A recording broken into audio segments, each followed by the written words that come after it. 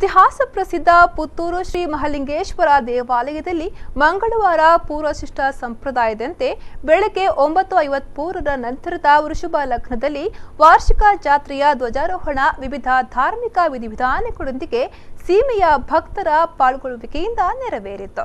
ಪೀಠ ಪೂಜೆ ಧಾರ್ಮಿಕ ವಿಧಿವಿಧಾನಗಳ ನೇತೃತ್ವ ವಹಿಸಿದ ಕ್ಷೇತ್ರದ ಆಚಾರ್ಯರಾದ ಬ್ರಹ್ಮಶ್ರೀ ಕುಂಟಾರು ರವೀಶ ತಂತ್ರಿಗಳು ಧ್ವಜಾರೋಹಣಕ್ಕೆ ಮೊದಲು ಧ್ವಜಪೀಠ ಪೂಜೆಯನ್ನು ನೆರವೇರಿಸಿದರು. ಬಳಿಕ ಶ್ರೀದೇವರ ಬಲಿ ಉತ್ಸವ ಹೊರಟಿತು. ಉತ್ಸವದೊಂದಿಗೆ ಧ್ವಜವನ್ನ ಒಂದು ಸುತ್ತು ಪ್ರದಕ್ಷಿಣೆ ತರಲಾಯಿತು. ಬಳಿಕ ಧಾರ್ಮಿಕ ವಿಧಿವಿಧಾನಗಳೊಂದಿಗೆ ವಾಸ್ತು ಇಂಜಿನಿಯರ್ ಪಿಜಿ ಜಗನಿವಾಸ ರಾವ್ ನೇತೃತ್ವದಲ್ಲಿ ಧ್ವಜಾರೋಹಣ ನೆರವೇರಿತು.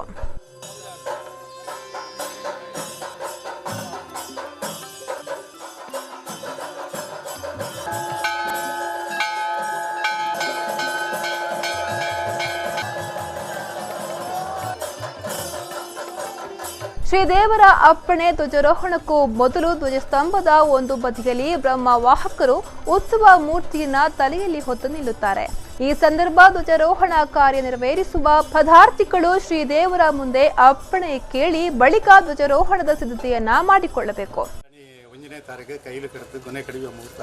ಇನ್ನು 20ನೇ ತಾರೀಕು ಧ್ವಜಾರೋಹಣ ಮಾಡ್ತಾ ದಿವಸ ಆಯ್ತು. ಜೊತೆಗೆ ಜನಗಳಿಗೆ ನೀರು ಕೊಟ್ಟು ನೀರು 1 ಲಕ್ಷ ಲೀಟರ್ 10,000 ಲೀಟರ್ ಅಂತ ಟ್ಯಾಂಕಿಲ್ಲ ಉದ್ಘಾಟನೆ ಮಾಡುವ ವ್ಯವಸ್ಥೆ ಇದೆ. ನನ್ನ ರಾಧಾಕೃಷ್ಣ ನಾಯ್ಕ ಕಾಂಟ್ರಾಕ್ಟ್ ಕೊಡ್ತೇವೆ. ನಾನು ಅದುಂಬುಗೂ ನಿರಂತರವಾಗಿ 14 ಜಾತ್ರೆ ಆಚರಣೆ ದೇವರ ಉತ್ಸವಗೂ ಬೇತೆ ಕಡೆಗೆ ತಿರುಗಾಟ ಪಾರಣ ಅಂಚನೆ ಮೂಲತ ಪೂಜೆ ಪುರಸ್ಕಾರದ ಸರಿಯಾದ ಸಮಯ ಸರಿಯಾದ ಮಾಡ್ತಾರೆ. 5 ಬಕ್ಕ ದೇವರನ್ನ ಜಾತ್ರೋತ್ಸವ 17ಗೆ ನಿಕ್ಕಲು 17 ಮೇಗೂ ದೇವರ ಅವಭೃತ ಸ್ಥಾನ ಪೂಕಲು ಬರ್ತದೆ. ಕೊಲಿ ಜಾಪಂಜನೆ ವ್ಯವಸ್ಥೆ ಇತ್ತ ಉಂಡು. ಪೂರ ಜನರ ಸಹಕಾರ ಭಕ್ತರನ್ನ ಸಹಕಾರ ಕೊರಡು ಉತ್ತರೋತ್ತರ ಅಭಿವೃದ್ಧಿ ವ್ಯಾಪನ ಕೆಲಸ ಕೈ ಜೋಡಿಸೋಡು ಸುಖ ಶಾಂತಿ ಸೌಹಾರ್ದತೆ ವಾತಾವರಣ ಈ ಊರು ಮೂರೋಡು ಬಂದಿದ್ದು ಮಹಾಲಿಂಗೇಶ್ವರ ಪ್ರಾರ್ಥನೆ ಶುಭ.